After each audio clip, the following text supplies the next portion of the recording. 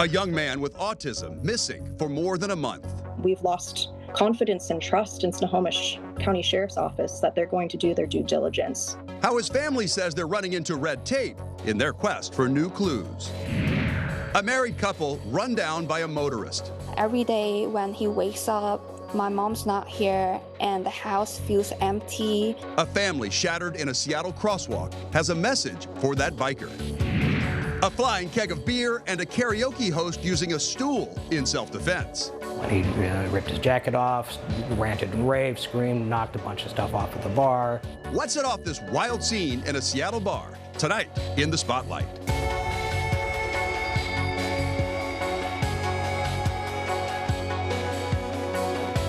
The Spotlight brought to you by Beacon Plumbing. A Snohomish County family is desperate for answers about what happened to Jonathan Huang. The 21-year-old with autism vanished on March 30th when he left his home in Arlington. And despite an extensive search, his family has been critical of how the Snohomish County Sheriff's Office is handling the case.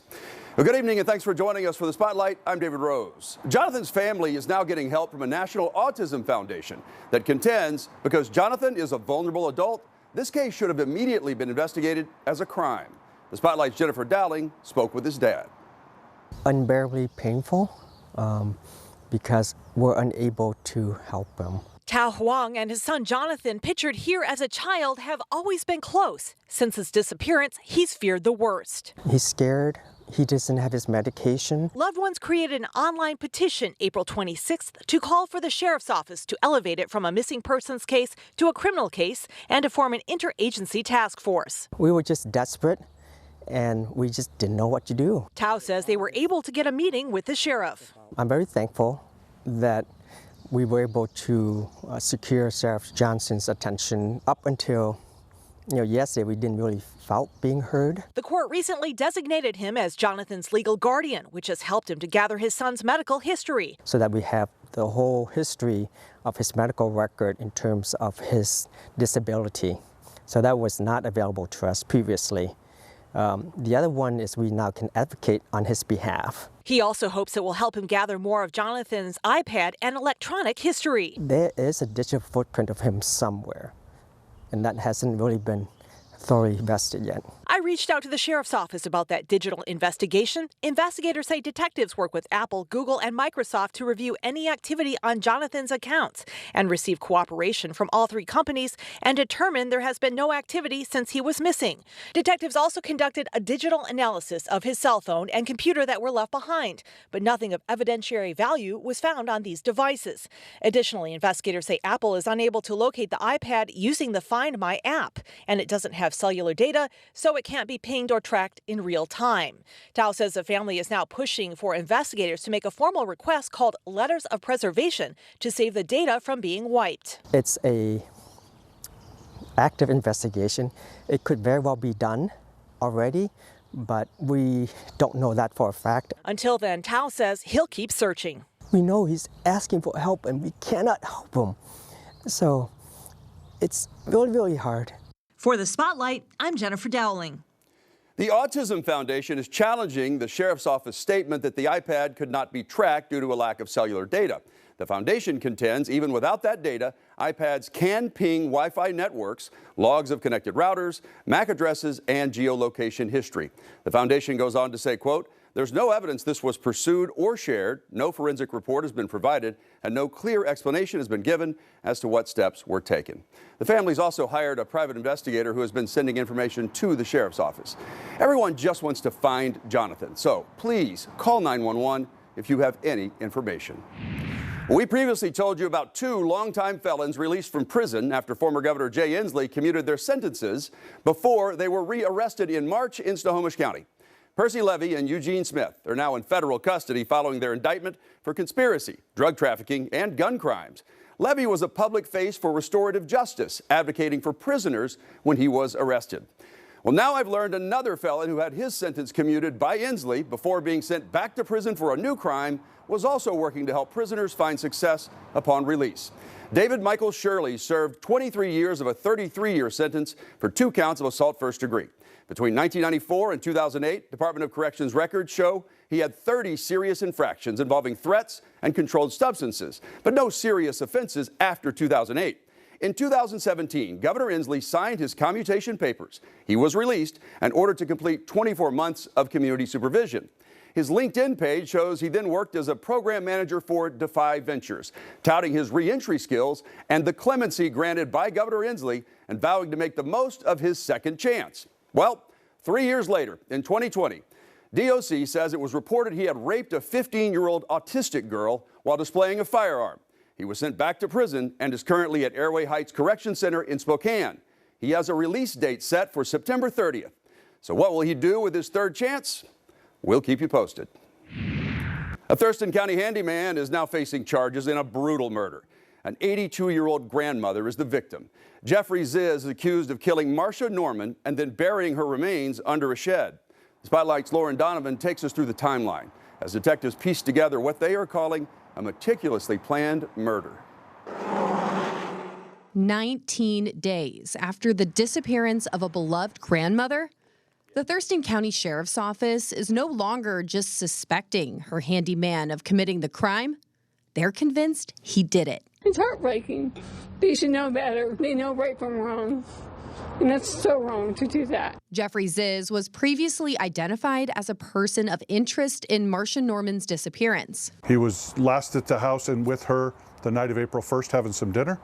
And that's the last we know anybody has contacted her. Detectives say Ziz worked as her handyman and had dinner with her on April 1st. We went through the house and saw that her purse was there, her keys, her wallet, money in the wallet, credit cards. Detectives believe Ziz stayed in the area for a few nights after that. On April 4th, Marcia's family filed a missing persons report.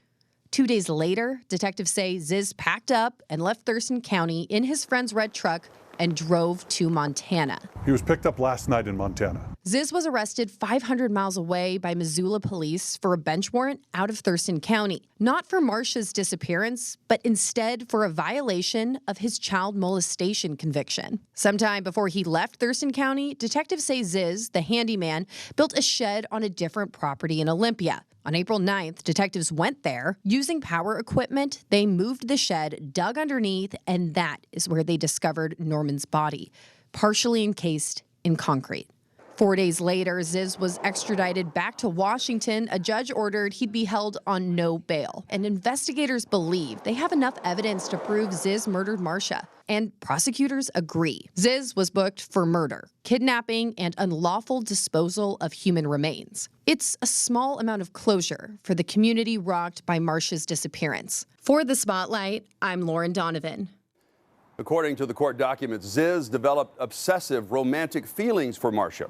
When detectives served a search warrant on his home, they found a 5-page letter detailing the burglary and sexual assault of a woman identified as a customer. The autopsy shows that Marcia was bound at the wrists and ankles, assaulted, and ultimately executed with a nail gun. Ziz is set to be arraigned on May 6th. Seattle police are trying to track down this motorcyclist who hit a couple in a crosswalk and then just kept on riding. And one of those pedestrians, a mom, died in the hospital. The Spotlight's Shira Matsuzawa spoke with the victim's daughter, who didn't want to show her face on camera, but tells us she is heartbroken, angry, and she wants that person responsible to turn themselves in. It's still really hard to talk about. For Lizzie Chen, what happened to her parents is still understandably too fresh. The emotions still too raw. I feel angry, of course, but also just broken. Back on April 18th. Walk sign is on. Crossing South Alaska Street. Lizzie's parents were in the crosswalk at the intersection of MLK and Alaska Street when police say a motorcyclist hit the couple, then kept on going. I think the person was cruel and selfish because he or she just hit someone and ran. He or she didn't even stop, try to help, or even call for help. Seattle police shared these surveillance photos from a nearby Metro bus showing the motorcyclist. You made a really terrible choice and you must take the responsibility for it. Lizzie's mom, Min Huang, died from her injuries. Her dad, Singh, is suffering from a spinal fracture. Lizzie says her parents did everything together. They were each other's world. And as police search for the motorcyclists, Min's loved ones grieve. Every day when he wakes up, my mom's not here and the house feels empty. But he's trying to stay strong for me, and I'm also trying to stay strong for him. And we are holding each other up just one day at a time. For the Spotlight, I'm Shira Matsuzawa. Lizzie started a GoFundMe to raise money to cover the funeral costs for her mother, medical treatment for her father, and a reward to identify that suspect. The goal was set at $50,000, and community members have donated almost double that amount. Here's one more look at the surveillance image of the suspect. The family is now offering a $20,000 cash reward in this case, and Crime Stoppers of Puget Sound is adding another $1,000. So all you have to do to get $21,000 cash is submit a tip right now to Crime Stoppers. It's anonymous. You can do that through the P3 Tips app that you can download to your cell phone for free or call 1-800-222-TIPS. Snohomish County Sheriff's deputies are hoping you can identify this man. He's having a good old time after he stole a delivery van. Then he drove around while chatting on the phone. This happened in the city of Briar on April 23rd around 2 p.m. At one point, the video shows the man unloading some of the van's cargo behind a dumpster, possibly stashing it to come back and pick it up later. Eventually, he ditched the van and took off on foot. So, if you know that guy, you're asked to call 911 or contact the Snohomish County Sheriff's Office by calling 425-388-3845. Fat guy, you don't have PC. Okay, so we're gonna go with fat guy now. Well, have you seen yourself? It's the traffic stop that led to a Mercer Island police officer's demotion. That officer is in the back seat of the car, and now his badge could hinge on a state entity's investigation into his behavior that night. Until now, body camera footage of the officer's off-duty conduct had only been viewed by investigators. But the Spotlight's Matthew Smith has it and is showing us how things went off the rails. What's the PC for the stop? PC assault. Right? Oh, really? That defiant man in the back seat is Mercer Island police officer Todd Rogenkamp after a night of drinking. The vehicle had been pulled over in late 2023 after his wife, Jennifer, you have to arrest me to be able to hold me, was accused of assaulting a man outside of the Last Frontier Saloon in Falls City. We had never seen them before. A female voice from the back said, "I left my phone." Bartender told her, "You're gonna have to come back tomorrow," like the alarm's already set. And a male voice said, "I'm going to get in that building." Andrew Goodman is the man that was hit multiple times, something both Rogenkamps insisted never happened. there was no assault. Okay. They have cameras there? Yeah, there's no cameras. Okay. And she wasn't gonna Yeah, sure. Dude, you know there's not cameras outside there.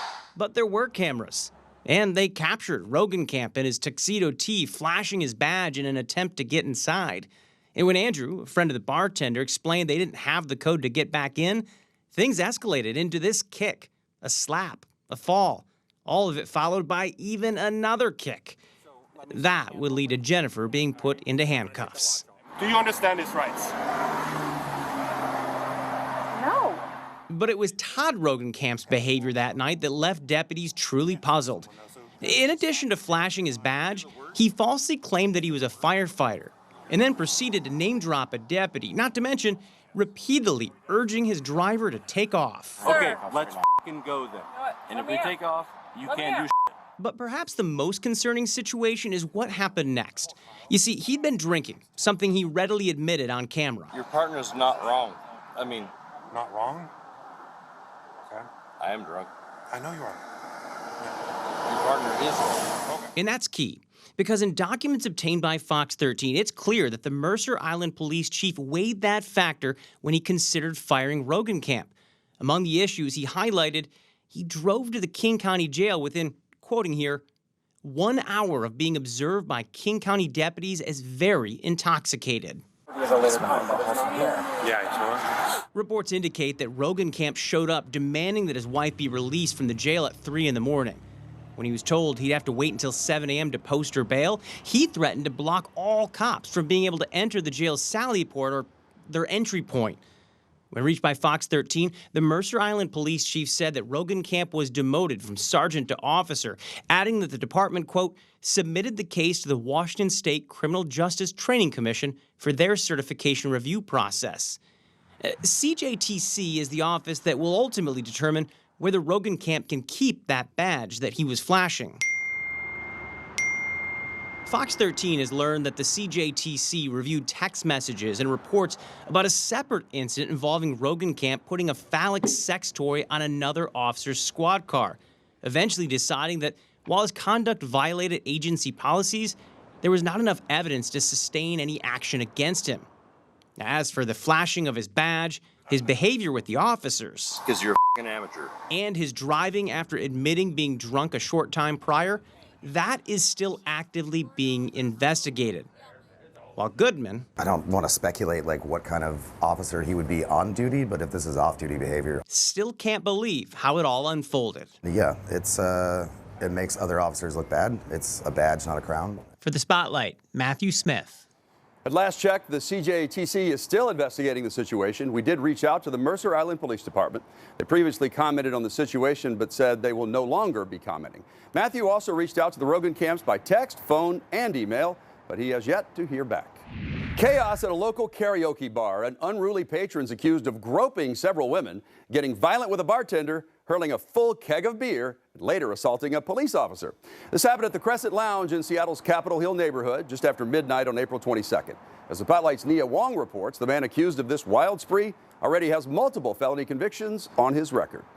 Anthony Settle, on the left, is accused of kicking an officer who took him to a hospital for a blood draw after being arrested for DUI outside the Crescent Lounge in Capitol Hill, which is where police were first called about the 41-year-old. It really felt like this was just kind of an angry, violent person. David Munden is one of the managers of the Crescent Lounge, a bar that's been in his family since 1980. I can count on my hands, on my fingers, the number of times that we've ever had a violent outburst in this bar in all of those decades. Munden had to count again after police say Settle groped several women at the bar. And we have an absolute zero tolerance on anything like that. Munden says when the bartender told Settle to leave, And then he kind of just got violent. you can see the situation get heated between Settle and the bartender. He ripped his jacket off, ranted and raved, screamed, knocked a bunch of stuff off of the bar. The karaoke host steps in from the left, wielding a bar stool. Keeping him at bay a little bit from him. At one point, it looks like Settle is leaving, but the outburst turns into a brawl when he picks up a keg and hurls it at the bartender. Assault of any kind, right, is disturbing and it affects you. But thankfully, physically, nobody was hurt. After Settle left the Crescent Lounge, police say they arrested him and that he was, quote, clearly impaired. They say he failed a field sobriety test and also had an open alcoholic beverage inside his car. He was taken to Swedish hospital where he was uncooperative with the blood draw and allegedly assaulted an officer. As for the Crescent Lounge, Munden says no one on his staff recognized Settle, but he is no longer allowed back. The staff all are aware of who he is. He says operations are back to normal for what's proclaimed as Seattle's oldest operating gay dive bar. This has been a safe place for everybody in our community for many decades, and we will keep it that way. For the Spotlight, I'm Nia Wong. Settle pleaded not guilty to assault and obstruction of an officer. He's also accused of driving under the influence while on a suspended license. The judge in the case set his bail at $15,000. 7 days a week, Renton police are patrolling along the Cedar River Trail, looking for homeless encampments like this one under the Hauser Street Bridge. Officers are offering addiction recovery services and spreading the word that cleanup sweeps are next. All that trash under the bridge has since been cleaned up, and the area is now sealed off with fencing. Renton police say they're storing anything of value so people can come collect their belongings. The Spotlight's Jennifer Dowling joined officers and outreach workers offering help and hope ahead of the sweeps. So this is a fairly large area. Just off the Cedar River Trail in Renton. We did a drone mapping project earlier in the fall, and I think we identified 27 camps at that point. Hey, come here, tiny. Dozens of camps sit hidden in the woods. Tent looks empty. Yeah. Nobody's in there? No. Some standing for years. Not sure where they got a door from. This team of Renton officers and a team of outreach workers have been biking or hiking several miles on these trails daily. It should be fairly dry right now, luckily. in order to offer outreach and life-saving programs to those living here. But if you want to be done with all this, you know what I mean, we can definitely change that for you. With field gear in hand, All right, what's your name? Clarissa Lewis-Newell and her team have a goal. Can I leave you my card? Yes. To swoop, scoop, and stabilize. We're out here planting seeds. We're letting people know that we're here, that the services are available, and when they're ready, if they would like to engage, that we're here to support them. Are you staying up here? Yeah. So we just come out here and try to humanize people. We see the conditions that they're living in, and it's not a humane environment. But the clock is ticking. People that we're contacting seem to know that there's a change going on within the city right now, so they're starting to be more open to accepting resources. The team hopes this outreach offers life-changing connections before it's too late. I've seen too many of my friends fall. Yeah. And Narcan a lot of people. Every time you use, you're playing Russian roulette. My name's Clarissa. I hope you call. For the Spotlight, I'm Jennifer Dowling. Many times it takes multiple trips to be able to convince somebody to finally accept help. This is part of a citywide program that will be happening all summer long. Renton police say so far less than half a dozen people have accepted the help. The city of Renton is hoping to eventually add trails to the park for recreational use and to do some tree maintenance to make the area even safer. Well, that does it for us tonight on The Spotlight. Until next week, I'm David Rose. Please stay safe.